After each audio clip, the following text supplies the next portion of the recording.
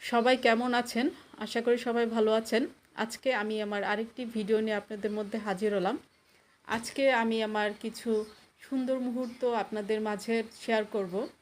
তো গতকাল আমরা 4 জন বান্ধবী মিলে খুব সুন্দর একটি সময় কাটালাম। সেটাই আজকে আপনাদের মধ্যে শেয়ার করব। তো হঠাৎ করেই আমরা প্ল্যান করে সীমান্ত সম্ভার বসলাম। এখানে আমি সীমান্ত সম্ভারের 9 তলায় চলে গেলাম, যেখানে ওরা বসা ছিল। গিয়ে দেখি ওরা ফুড কাউন্টারে বসে কী খাবে সেটা ডিসকাস করছে আর আমার জন্য ওয়েট করছে। তো আমি যাওয়ার সাথে সাথে ওরা বললো যে এত দেরি, আমরা খাবার অর্ডার দিয়ে বসে আছি, তোর জন্য শুধু বসা। আমি বললাম সরি।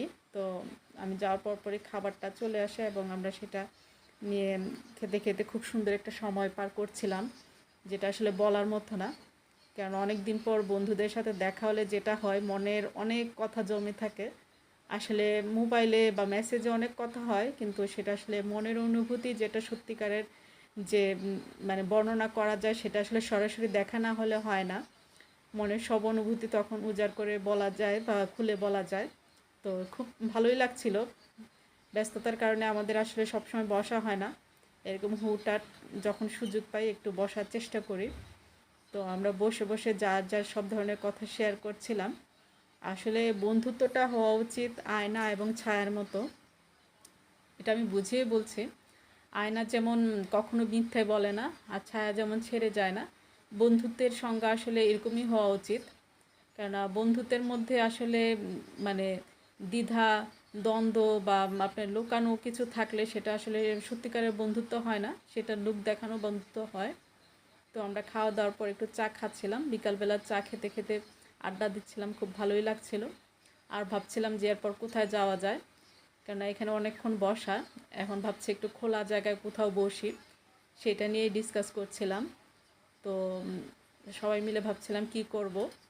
তো এর মধ্যে একজন বলল আমাদের এখন রবীন্দ্র সরোবর একটু যাওয়া যায়, এখান থেকে তো রবীন্দ্র সরোবর কাছে। তো সেটাই আমাদের মধ্যে মানে সিলেক্ট হলো যে আমরা রবীন্দ্র সরোবর যাব।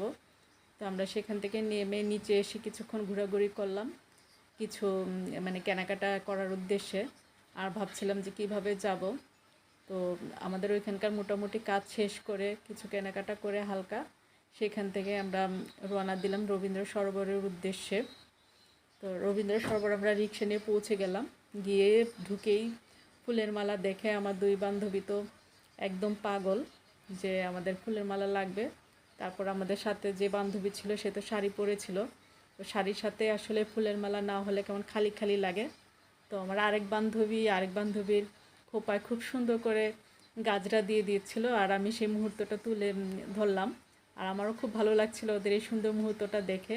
আসলে অনেক দিন পর দেখা হলে মন খুলে প্রাণ খুলে মিশা যায়, যেটা আমার খুব ভালোই লাগছিল ওদের সাথে মানে সময়টা পার করে।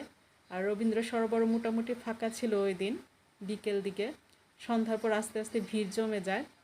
তো আমরা সবাই মিলে সেটাই বলছিলাম যে আসলে এরকম সুন্দর সময় আসলে আমরা ছোটোবেলা যেমন প্রত্যেক দিন বন্ধুরা বান্ধবীরা মিলে একটু বের হতাম বা সময় কাটানো যেত, এখন ব্যস্ততার কারণে বয়স হওয়ার কারণে আসলে প্রত্যেক দিন বা রেগুলার দেখা করা বা বসে আড্ডা দেওয়াটা হয় না।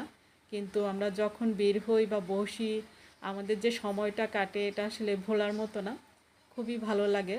আর বন্ধু বান্ধবীরাদের কাছে যেরকম সব কিছু মন খুলে বলা যায়, সেটা আসলে কারো কাছে বলা যায় না।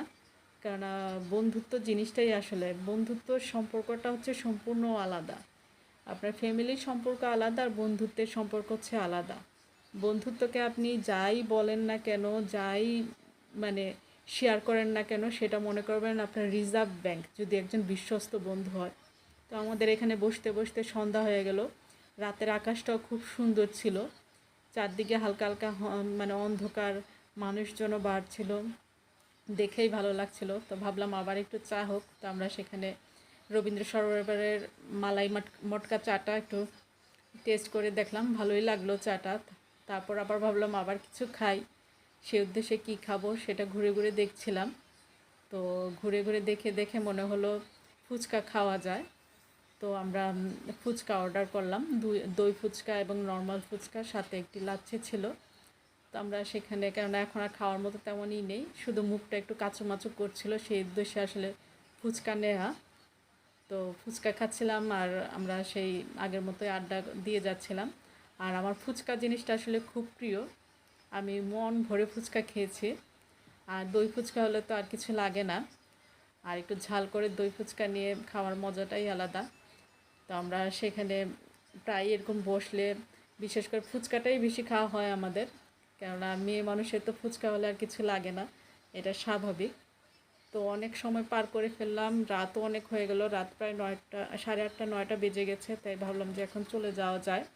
তো আমার আরেক বান্ধবী আগে অলরেডি চলে গেছে। আর আমরা এই দুই বান্ধবী, আমাদের বাসা কাছেই ছিল, আমরা একটা রিক্সা নিয়ে বাসার উদ্দেশ্যে রওনা দিলাম। তো এই ছিল আমার আজকের কথা আপনাদের মাঝে। আশা করি আপনাদের ভালো লেগেছে।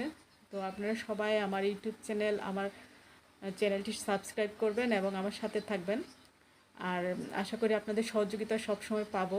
আর আপনারা যারা আমার চ্যানেলটি অলরেডি সাবস্ক্রাইব করেছেন, সবাইকে অসংখ্য ধন্যবাদ।